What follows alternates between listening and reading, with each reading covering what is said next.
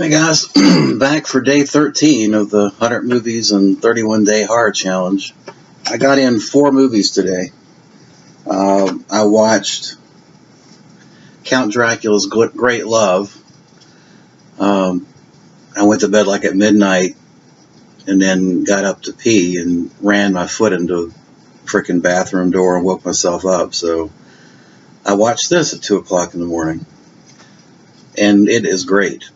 If you like Paul Naschy and you have all the DVD rips of this movie, you haven't seen the movie. This is the way to see the movie. This is the definitive edition. Vinegar Syndrome did a great job of this 1973 classic Euro trash film. They remastered it for a 2K scan, 35mm print, and I think it looks great. And it's the uncut print, so you've got all the nudity and gore. It's a crazy movie. In fact, so Paul Naschy plays Dr. Marlowe. Basically, he's the Count hiding under the guise of Dr. Marlowe. Dr. Marlowe's running a sanitarium out in the middle of nowhere. These 3 women and their male companion end up wrecking their coach, of course, gets stranded and have to stay at the castle, and you can imagine what happens next. It's just off the cuff craziness. The story is a little bit hard to follow because at one point Dr. Marlowe, well, I'll refer to really as Count Dracula, but he's trying to resurrect his sister, and he's also, at the same time, he seems like he's in love with this one girl. He needs a virgin to resurrect his sister, so it's simultaneously taking her blood and trying to kill her in a variety of scenes, and yet he wants her to be with him forever. So it's a little bit schizophrenic in that standpoint, but it's so classic Euro. I mean, I give it a pass on all the script and plot holes and things are just... really, they're kind of the charm of the movie, to be honest with you. There's an audio commentary track with the film with Paul Naschy that I definitely want to check out when I'm more awake. And then some interviews. You got a booklet came with it, which I have not had an opportunity to read yet. You got the DVD and the Blu Ray. And then you've got the inside alternate cover art. That's kind of how the disc came, but I like this artwork better.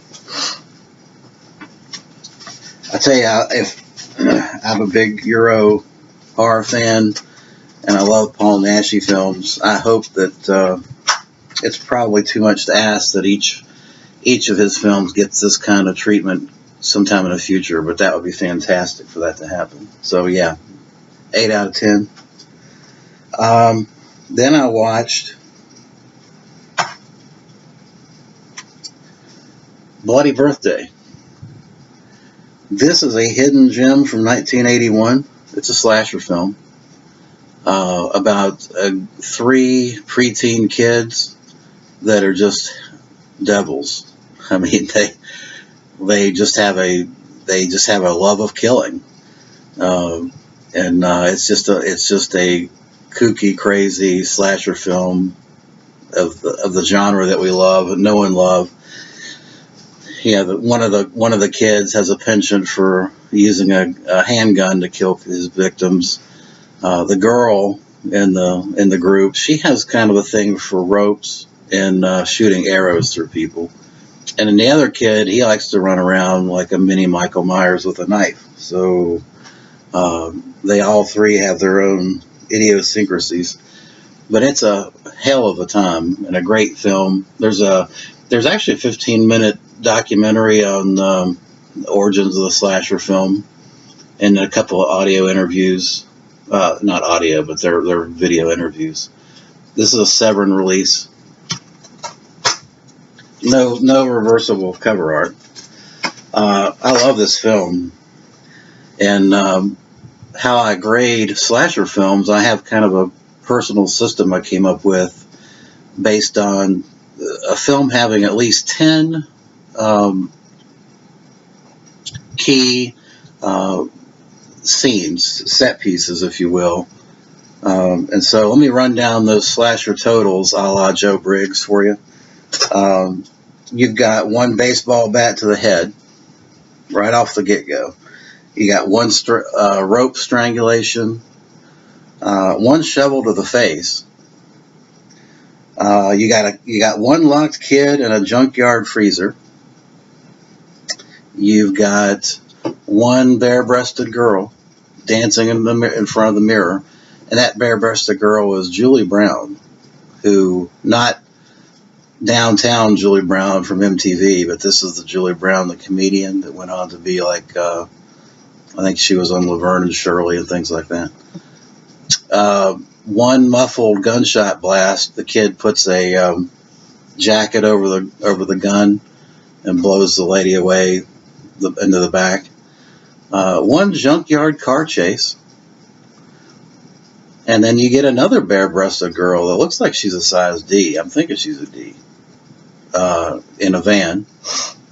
You get a gunshot blast to the forehead. You get one spiked cake with ant poison. Then I took a point away for the bogus. There was one bogus jump scare, so that loses a point. You got an arrow. I give it 2 points for the girl shoots an arrow through a peephole right into the eyeball. It's a classic set piece. One garden hose strangulation, which they didn't completely pull off. I also gave it a point for using the Van Halen there was a Van Halen poster in this thing, and they used that for target practice, so I gave that a point. All told, about 14 points, so that crosses the threshold of 10. That's a classic slasher film. So there you go. This is a must-watch. Bloody Birthday. Then I moved on to this movie called The Baby.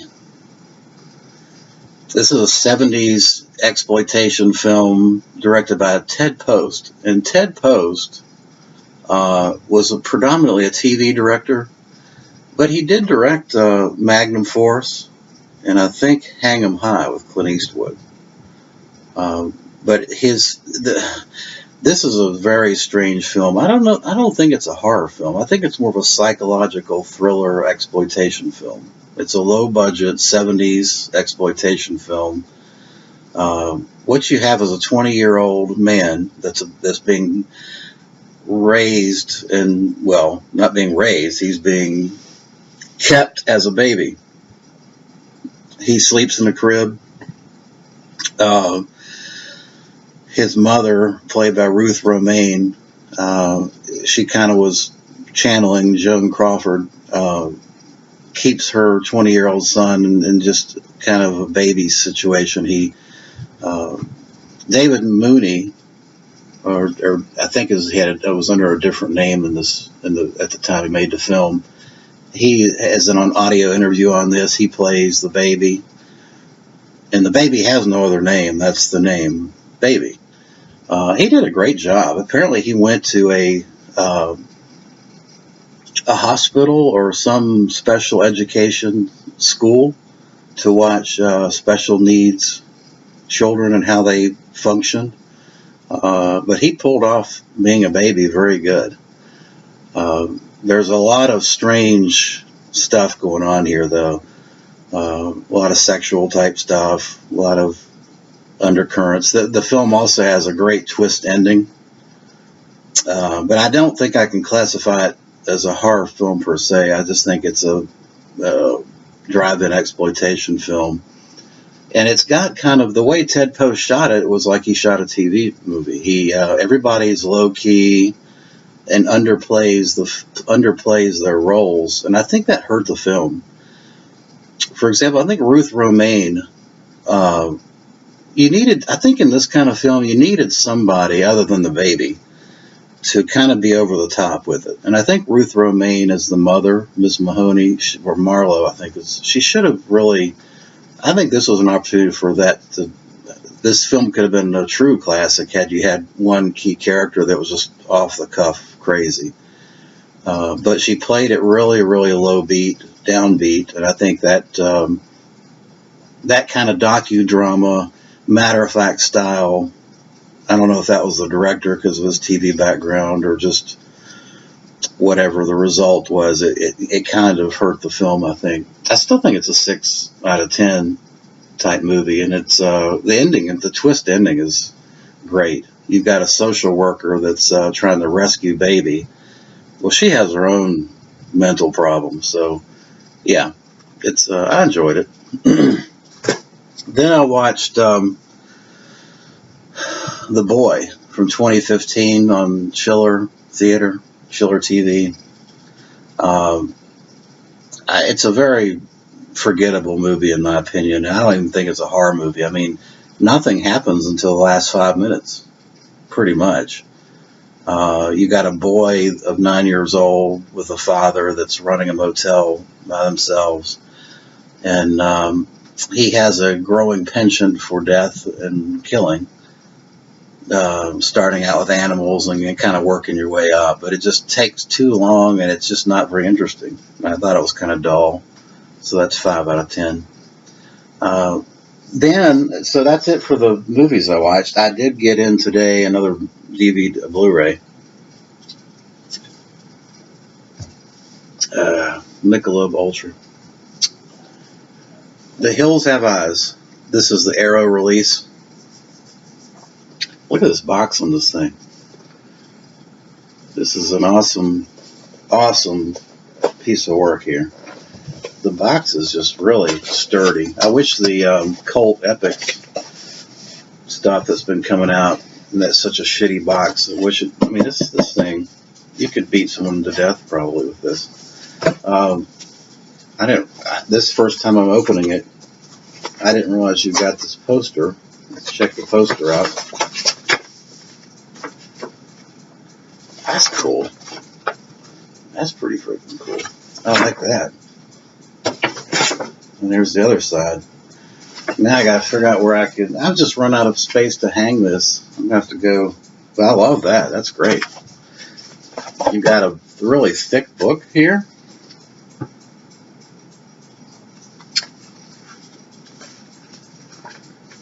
Oh gosh, small print. Looks good. Huh. And then you've got, let's look at the, check this out. You've got some cards, art cards. That's pretty cool. Huh. That's nice. Looks like we've got one Blu-ray, and then you got your internal artwork there. So, yeah. I will probably table this for November and just do a separate review. I mean, I already got this Blu-ray.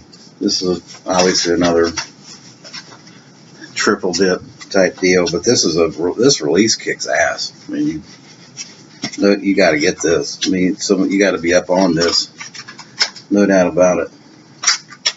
So yeah, that's it for the day 13. Tomorrow is slashers, and I've got 4 or 5 teed up. You know, it depends on when I wake up. All right, I appreciate you watching. Thanks so much.